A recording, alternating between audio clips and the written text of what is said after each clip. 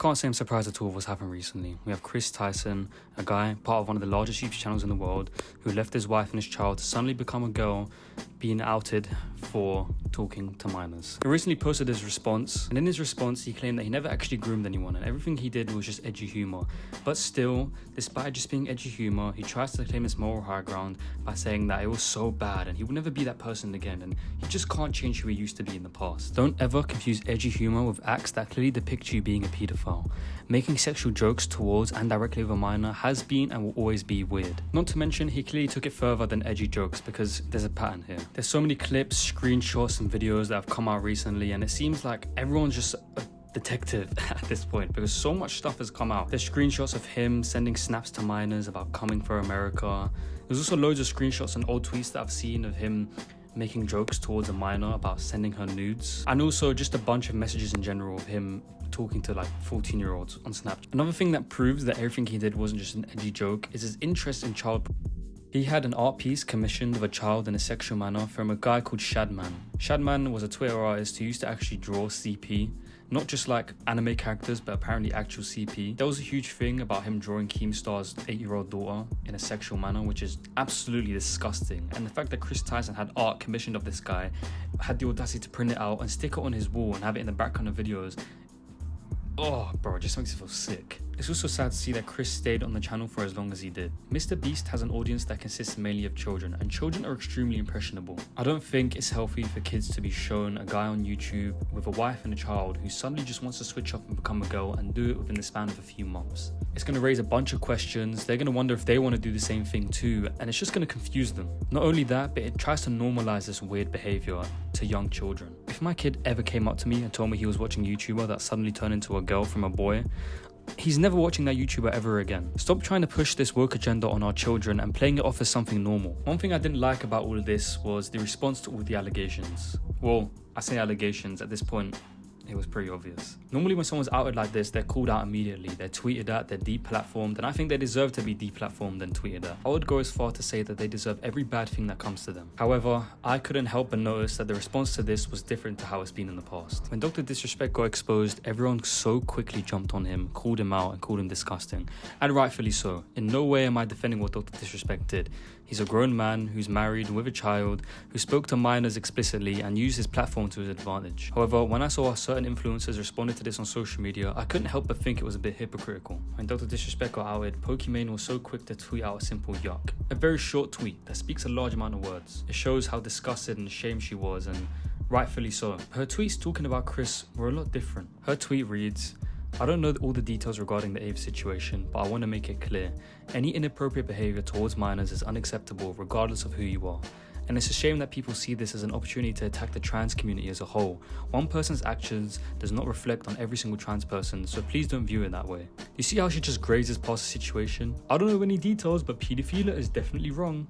No shit, paedophilia is wrong. Why is it that your response is so light in general? You clearly do know what's going on because you're one of the biggest influencers out there. Whether you like it or not, your life revolves around the internet. You've seen the same things we have. If not, you might have already seen more. Why can't you keep the same energy you had for Dr. Disrespect? Why can't you just be brave and say what you think? I know these are stupid questions. I know why she can't say what she thinks, and it's because she's the biggest female streamer in the world. She's the face of Twitch, and if she wants to keep her job, she has to keep saying the right things to keep the sponsors and the money coming through. Also, she took the time to defend trans people. Respectfully, that has nothing to do with this. Kris is a pedophile in the conversation, but when influencers take the time to white knight the woke community, they make a bigger deal out of Kris being trans than anyone else is. There's probably people part of the trans community attacking him for what he did too. Valkyrie did the same thing, and her tweet was just as light and general as Pokimane's. I'm in the process of moving, so I haven't been able to fully keep up, but in the meantime, since I've been tagged so much, pedophiles equal bad, trans does not equal pedo, the actions of one trans person does not mean all. Sucks to see so many anti-trans people act as if it does. I'm hoping Ava speaks up. Dr. Disrespect is still gross. Lastly, to the incels that only tagged Pokey and I to speak up, even though everybody did after D did himself, you're weird. Focus your hate towards the pedos for once. Thumbs up. Again, notice how neither of them directly mention or attack Kris in their tweets. I hope Ava speaks up. There's nothing that Kris can say to defend himself. Nothing. Zero. You're waiting for him to say something so you can decide what side to take, and you're scared to say what you actually think in case it's too controversial and in case you end up on the wrong side of things once this is all blown over.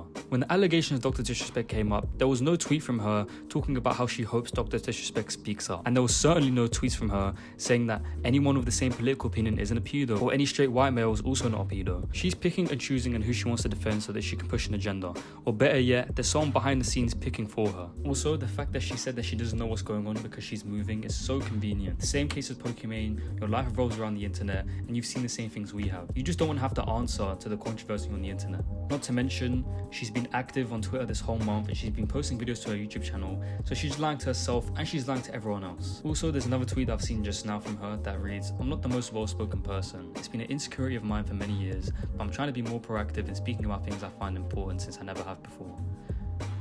Really?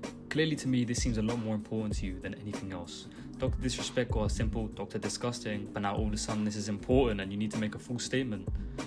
Which doesn't make any sense. MrBeast has built a platform that appeals to millions of young viewers, and this makes the behaviors and the actions of his team crucial. And it's also some responsibility that can be shrugged off. Having Kris Tyson on the team the past couple years has probably created some distorted reality among his young viewers, leaving them questioning what's right and wrong, and leaving them questioning what's possible and what's not possible. Imagine all the young kids that looked up to Jimmy and Chris, wondering what the hell was going on. It's also disheartening to see the double standard in the community. If it were anyone else, the backlash would be immediate and severe. Everyone knows this. But because Chris has connections with MrBeast, and because of his transition, everyone seems to be treading so carefully. Everyone should be held to the same standards no matter what. Your race, your religion, your sexuality has nothing to do with it. What's wrong is wrong. This entire situation should serve as a wake-up call. We need to critically choose who we should support, and we should never idolize anyone on the internet. Being part of the LGBT community, being an influencer yourself, or being partnered with big influencers shouldn't exempt anyone from any consequences. Wrong is wrong, and everything should be addressed as such, with no bias and no favoritism. But anyway, whether you agree or disagree, I don't really care. Embrace discomfort, stay shivering.